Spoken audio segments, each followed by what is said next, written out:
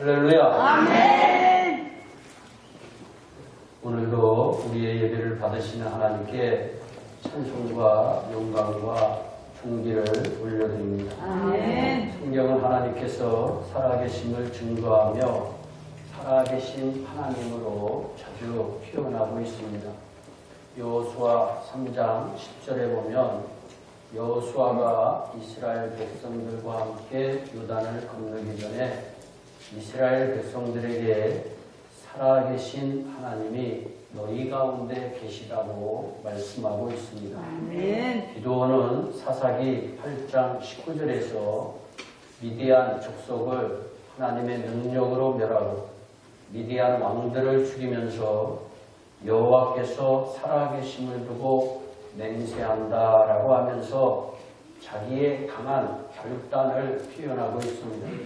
다윗도 열왕기상 1장 29절에 보면 솔로몬에게 왕위를 계승하기 전에 내 생명을 모든 환난에서 구하신 여호와께서 살아계심을 두고 내가 맹세한다라고 말씀합니다. 에레미야 선지자는 에레미야 10장 10절에서 여호와께서 참 하나님임을 강조하면서 오직 여호와는 참 하나님이시요 살아계신 하나님이시요 영원한 왕이시라고 말씀합니다. 다니엘서 6장 20절에 보면 다리오 왕이 사자 굴 속에 있는 다니엘에게 가서 소리질러 물었습니다. 살아계시는 하나님의 종 다니엘아, 네가 항상 섬기는 내 하나님이 사자들에게서 능히 너를 구원하셨느냐고 묻습니다. 다니엘은 나의 하나님이, 나의 살아계신 하나님이 이미 천사를 보내어 사자들의 입을 봉해 나를 패하지 않았다고 당당하게 답변합니다. 호세아 선지자는 호세아 1장 10절에서 이스라엘이 회복될 것임을 말하면서 너희는 살아계신 하나님의 아들들이라 할 것이라고 말씀합니다. 살아계신 하나님은 오늘 이 시간에도 우리와 함께 하십니다. 살아계신 하나님은 우리를 환난 가운데서, 사자 가운데서, 불구덩이에서, 음침한 골짜기에서 구하여 주시는 전능하신 하나님이십니다. 그 하나님께서 오늘 이 시간에 너희는 마음에 근심하지 말라. 하나님을 믿으니 또 나를 믿으라고 위로하고 계십니다. 오늘 이 시간에 그 능력이 하나님을 의지하고 바라보시다가 하나님의 참된 위로와 격려가 우리에게 넘치시기를 예수님의 이름으로 축복합니다. 아멘. 계시록 7장은 6재인 계시가 나오는 6장과 7재인 계시가 나오는 8장 사이에 있는 삽입 계시입니다. 삽입 계시는 무엇이냐? 계시와 계시 사이에서 지치고 힘들어 있는 성도와 교회에 큰 힘과 격려를 주는 목적으로 쓰여진 계시가 삽입 계시입니다. 오늘 이 삽입 계시의 말씀이 우리에게도 힘과 격려를 주실 줄로 저는 믿습니다. 계시록 5장에서 시작된 두루마리에 쓰여진 7인으로 봉인된 계시의 내용은 예수 그리스도께서 역사를 주관하시고 세상을 심판하실 심판주가 되시며 찬송과 영광과 존귀를 받으시기에 합당하신 분이라는 것입니다.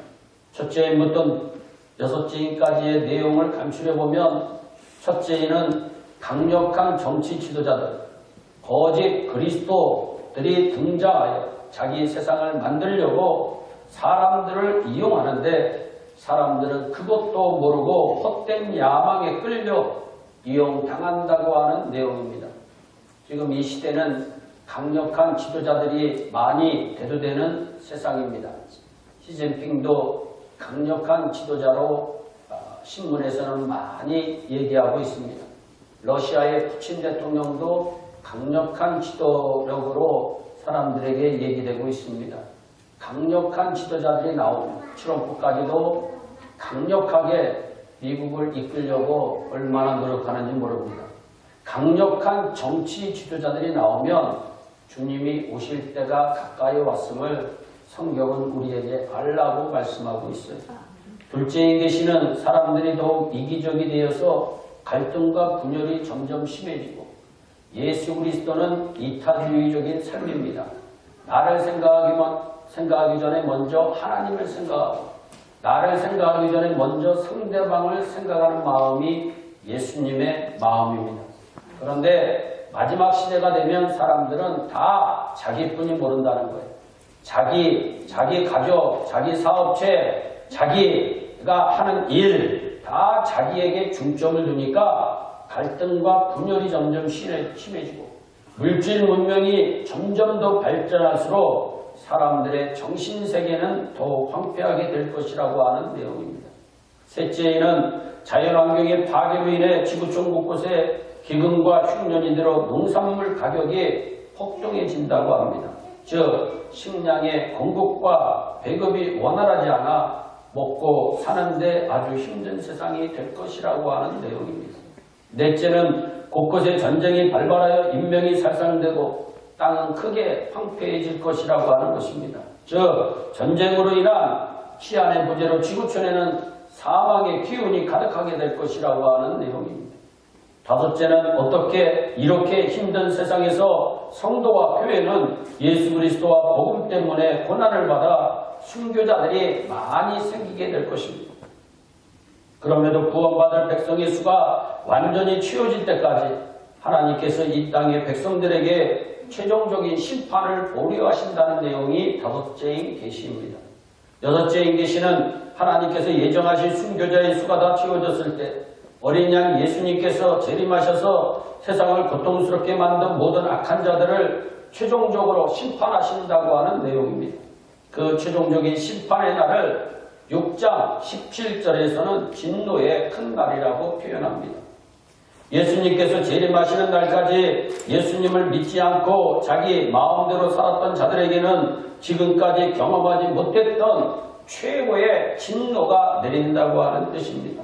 이로써 예수님께서는 자신이 역사의 진정한 주관자요 완성자고 심판자이심을 온 천하에 드러내십니다. 이렇게 하나님의 진노가 크니 살아남을 사람이 과연 있을 것인가? 이에 두려움이 너무 큰 거예요. 하나님의 진노가, 하나님의 계시가, 심판의 계시가 이렇게 큰데 우리가 어떻게 살아남을 수 있을까? 그래서 마지막에 어린 양 예수님의 진노 앞에 누가 능히 서리요? 라고 질문합니다. 이 질문에 대한 답이 삽입계시인 7장입니다. 그리고 8장에 다시 7제인 계시가 나오고 있어요. 그러니까 지금 성도들이나 안 믿는 사람들이나 이렇게 심판이 무거운데 어떻게 여기서 과연 살아남을 수 있느냐? 거기에 대한 해답을 오늘 성경은 우리에게 허락하십니다. 예수님의 재림과 최종 심판에 관한 6제인 계시가 밝혀진 후에 사도 요한이 네 천사들이 땅 모퉁이에 서 있는 것을 봅니다. 땅 모퉁이는 온 세상을 가리킵니다. 그런데 그 네 천사들이 하는 일은 바람, 즉 하나님의 재앙이 바람입니다. 재앙을 붙잡아서 땅과 바다와 각종 나무에 불지 못하도록 하는 것이었습니다. 그렇다면 이 네 천사는 세상에 재앙을 내리기 위해 하나님의 명령을 기다리고 있는 천사들입니다. 그런데 다른 천사 하나가 하나님의 인을 가지고 동편에서 등장하여 네 천사들에게 큰 소리로 외칩니다. 하나님의 종들의 이마에 인치기까지 세상에 재앙을 내리지 말라. 인침을 받게 될 자의 수가 얼마가 되는지 사도 요한이 들었는데 이스라엘의 12지파 중에서 인침을 받은 자들이 모두 14만 4천이었으며 그것을 세분하면 한 지파마다 각각 1만 2천씩 인침을 받았습니다. 이는 도장입니다. 고대의 왕이나 주인이 중요한 문서나 노예나 가축이나 물건에 인을 찍어서 자기 소유를 표시했습니다. 그러므로 하나님께서 자기의 인으로 당신의 종들의 이마에 인을 찍었다는 것은 저와 여러분들이 하나님의 소유가 되었다고 하는 뜻입니다. 그러므로 이마에 하나님의 인이 찍힌 성도들은 어린 양의 진노를 절대로 받지 않으니까 너희는 안심하라고 6제인 계시가 끝난 후에 삽입 계시를 통해서 하나님은 말씀해주고 있어요. 그러면 이마에 하나님의 인을 맞은 자들의 수가 14만 4천이라고 했는데 이 숫자의 의미는 무엇일까요? 14만 4천이나 12,000은 문자적인 의미 그대로 우리가 이해해서는 안 됩니다. 그 이유는 우선 5절로부터 8절에 열거된 이스라엘의 12지파를 보면 구약시대의 12지파와 중요한 차이가 있음을 알 수가 있습니다. 구약시대 때 이스라엘 12지파를 구분하는 두 가지 방법이 있었습니다. 하나는 가나안 땅 기업 분배할 때에 구분했던 12지파입니다. 그때는 레위 지파가 빠지고 대신에 요셉 지파에 두 분깃을 주었습니다. 그래서 요셉의 후손들인 에브라임 지파와 므낫세 지파가 각각 땅을 분배받습니다.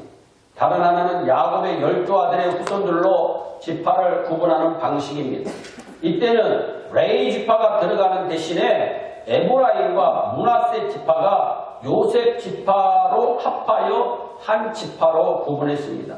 그런데 오늘 본문을 살펴보면 레위 지파가 등장합니다. 그러면 야곱의 12아들의 후손들로 지파를 구분하는 방식을 사용했음을 알 수 있습니다. 그런데 놀라운 다른 점이 발견됩니다. 오늘 본문에서는 요셉 지파와 므낫세 지파가 함께 나오고 대신에 단 지파가 빠집니다. 단 지파가 왜 빠졌는지는 성경학자들의 해석이 있지만 확실한 것은 아닙니다. 중요한 것은 요한계시록 7장에서 말하는 12지파가 구약시대 12지파와는 뭔가 다르다는 것입니다. 즉 요한계시록 7장에서 언급하고 있는 이스라엘 12지파는 문자적인 의미를 넘어 그 이면에 다른 의미를 갖고 있다는 것으로 이해해야 되는 것입니다. 그래서 종합하면 14만 4천이나 12,000이라는 숫자는 상징적인 숫자로 이해해야 틀림이 없습니다. 이외에도 요한계시록에는 여러 숫자가 등장합니다. 오늘 본문에서도 내 천사나 땅 내 모퉁이 등 4라는 숫자가 사용되고 있습니다. 그리고 다른 곳에 7, 10, 12, 24 등의 숫자들이 반복적으로 등장합니다.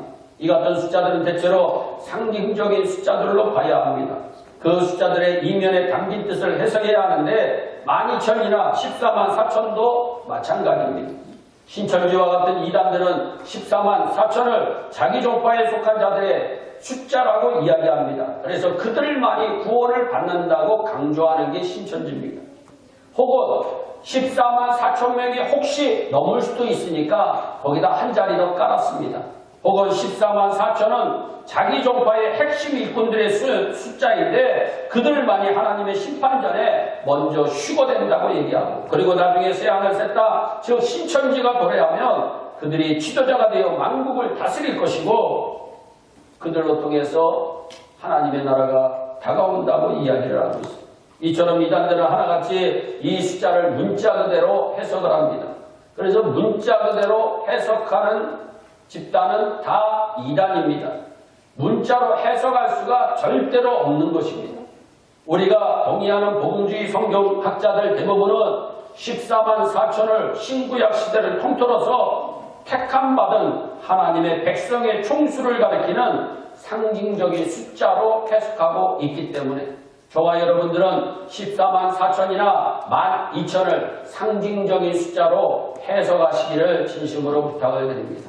그런데 그 큰 무리들은 혈통적으로 이스라엘 자손들만은 아니었어요. 그들이 속한 나라와 족속과 백성과 그들이 사용하는 언어들이 아주 다양합니다. 그러므로 4절에서 말씀한 14만 4천의 이스라엘 자손은 육적인 이스라엘을 뜻하는 것이 아니라 영적인 이스라엘로 이해해야 합니다. 즉 하나님께서 택하셔서 구원하신 모든 성도들인 참된 이스라엘로 우리가 생각해야 되는 것입니다. 그러면 왜 14만 4천이라고 했을까요? 그것은 하나님께서 택하셔서 구원하시기로 작정된 하나님의 백성들의 수가 이미 정해져 있다고 하는 하나님의 말씀입니다. 사람으로서는 하나님의 백성들의 수요를 능히 셀 수 없지만 하나님께서는 그 수요를 정확하게 아십니다. 이유는 하나님께서 그 수를 정해놓으셨기 때문입니다. 그러므로 여기 14만 4천은 하나님만이 아시는 상징적인 숫자입니다.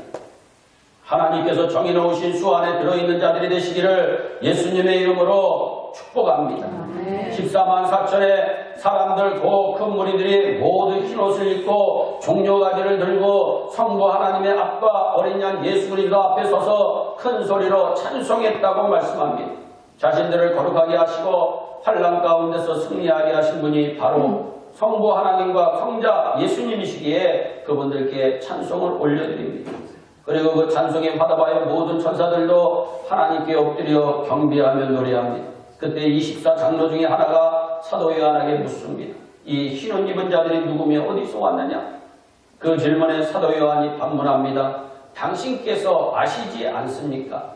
요한의 답에 장로가 즉시 답합니다. 그 흰옷 입은 자들은 큰 환난, 즉 예수님과 복음 때문에 받은 핍박과 고난에서 나오는 자들인데 이미 어린 양의 피에 그 옷을 씻어 희게 된 자들이다. 나아가 장로는 이들의 핍박과 환난 중에서도 훗날 천국에서 어떤 복을 누리며 살 것인지를 말씀하는데 그 복은 다음과 같습니다. 첫째는 성도들은 하나님의 보좌 앞에서 거주하는 복을 받는다고 성경은 말씀합니다. 둘째는 하나님의 성전에서 밤낮으로 하나님을 섬기는 복을 받는다고 말씀합니다. 여러분, 하나님의 성전에서 밤낮으로 하나님을 섬기는 건 엄청난 복임을 꼭 기억하시기를 바랍니다. 왜냐하면 오늘 7장의 말씀을 보니까 하나님의 성전에서 밤낮으로 하나님을 섬기는 복을 주신다고 얘기하고 있습니다. 그러니까 여러분, 이 세상에서 하나님의 성전에서 예배하고 하나님의 성전에서 기도하고 하나님의 성전에서 찬송하는 거 감사하시기를 바랍니다. 셋째는 보좌에 앉으신 이가 그들 위해 장막을 쳐주시는 복을 받습니다. 넷째는 어린 양 예수께서 친히 목자가 되셔서 성도들을 생명수 샘으로 인도하여 다시는 줄이거나 목마르거나 상하지 않게 하여 주시는 복을 받습니다. 다섯째는 하나님께서 성도들의 눈에서 모든 눈물을 씻어주시는 복을 받습니다. 요약하면 성도는 하나님으로부터 큰 상급을 받아 천국에서 영원토록 복을 누리며 살게 될 것입니다. 다시 말해서 성도들은 어린 양의 진도를 받지 않을 뿐 아니라 반드시 승리해서 영원한 천국에서 주님과 함께 복을 누리며 즐겁게 행복하게 사는 것입니다. 그러므로 오늘 본문은 그 시대와 오는 시대의 성도들에게 큰 힘과 격려와 소망을 줍니다. 그렇다면 우리 각자에게 중요한 질문이 생깁니다. 누가 흰옷을 입은 자이며 이마에 하나님의 일을 맞은 자인가 하는 것입니다. 먼저 어린 양의 피에 그 옷을 씻어 희게 한 자라고 성경은 이야기합니다. 즉 예수 그리스도의 보혈의 공로로 구속함을 받은 자입니다. 저와 여러분은 예수 그리스도의 보혈로 구속함을 받은 살아계신 하나님의 인을 맞은 자임을 믿으시기를 바랍니다. 도장을 확인해야 되는 것입니다. 인친다는 것은 도장을 찍는 것과 마찬가지입니다. 도장을 찍는다는 것은 내 것이다, 내 것이다라고 하는 의미입니다. 즉 소유권을 의미합니다. 이사야서 43장에 보면 하나님께서 이스라엘 백성들에게 구원을 약속하십니다. 그러면서 이렇게 말씀합니다. 43장 1절과 2절입니다. 야곱아 너를 창조하신 여호와께서 지금 말씀하시느니라. 이스라엘아 너를 지으신 이가 말씀하시느니라. 너는 두려워하지 말라. 내가 너를 구속하였고 내가 너를 지명하여 불렀나니 너는 내 것이다. 내가 물 가운데로 지날 때에 내가 너와 함께 할 것이라. 강을 건널 때에 물이 너를 침몰하지 못할 것이며 네가 불 가운데로 지날 때에 타지도 아니할 것이요 불꽃이 너를 사르지도 못하리니. 하나님께서는 하나님의 백성들에게 원수 마귀가 손못대게 하시고 죽음으로부터 보호하겠다는 약속의 표시로서 하나님의 인을 저와 여러분들에게 주신 줄 믿으시기를 바랍니다. 출애굽의 사명을 받은 모세가 바로에게 가서 하나님의 말씀을 전합니다. 출애굽기 5장 1절입니다. 이스라엘의 하나님 여호와께서 이렇게 말씀하시기를 내 백성을 보내라. 그러면 그들이 광야에서 내 앞에 절기를 지킬 것이니라 하셨나이다. 하나님께서 뭐라고 말씀하셨습니까? 하나님께서는 내 백성을 보내라고 말씀합니다. 하나님께서는 이스라엘 백성들을 가리켜 내 백성이라고 말씀하셨습니다. 이 말은 이스라엘 백성들이 하나님의 소유, 하나님께 속한 자들이라고 하는 의미입니다.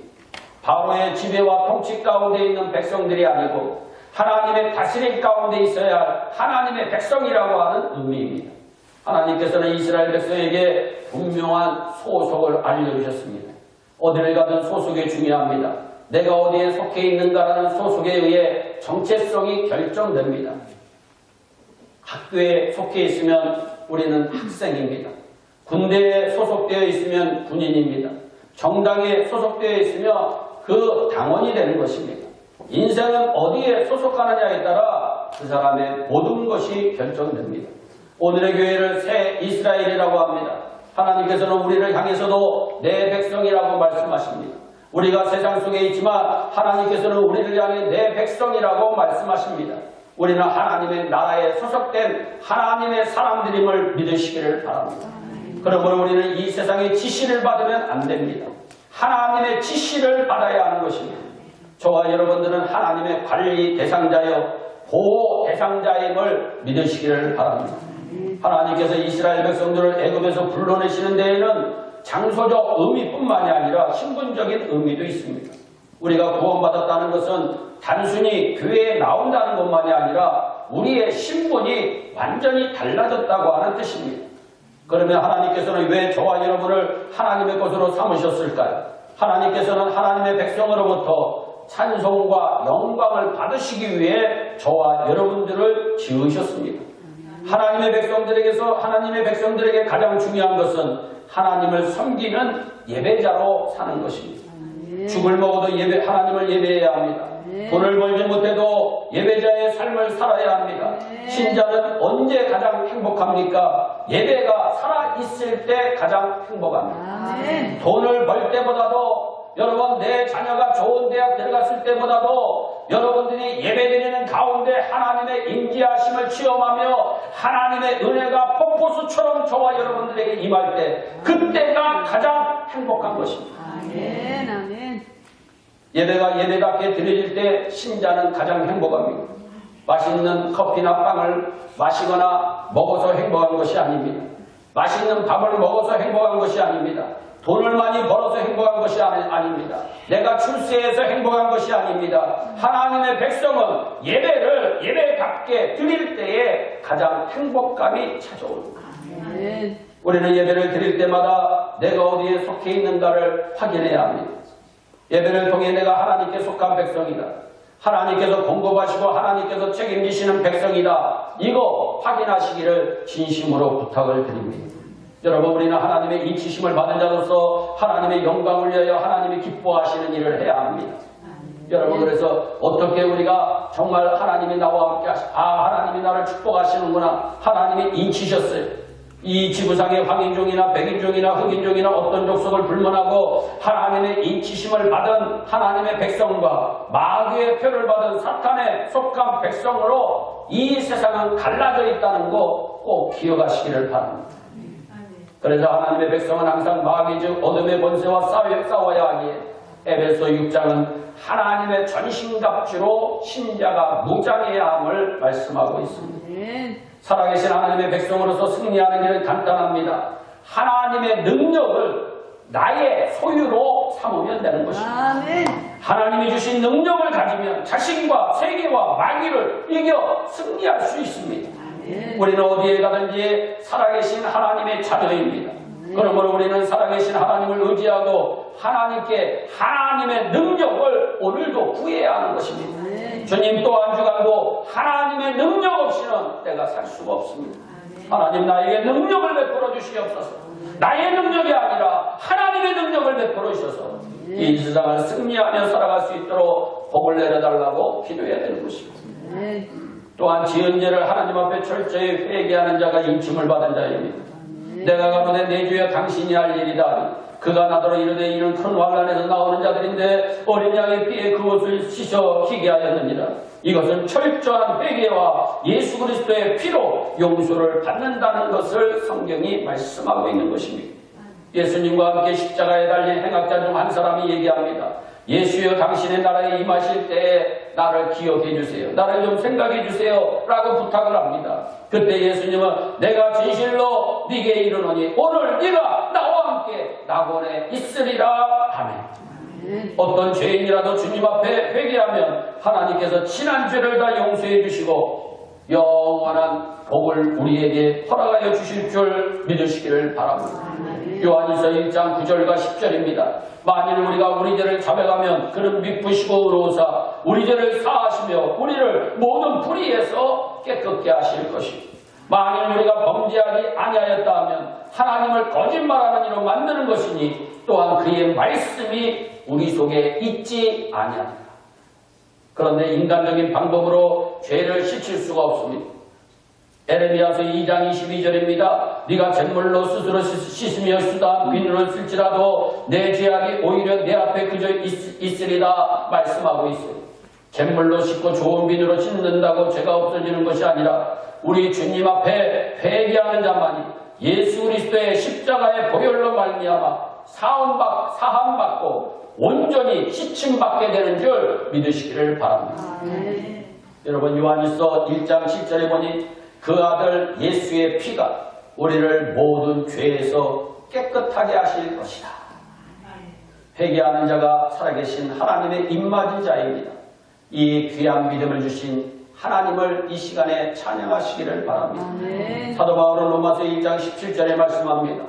오직 의인은 믿음으로 말미암아 살리라.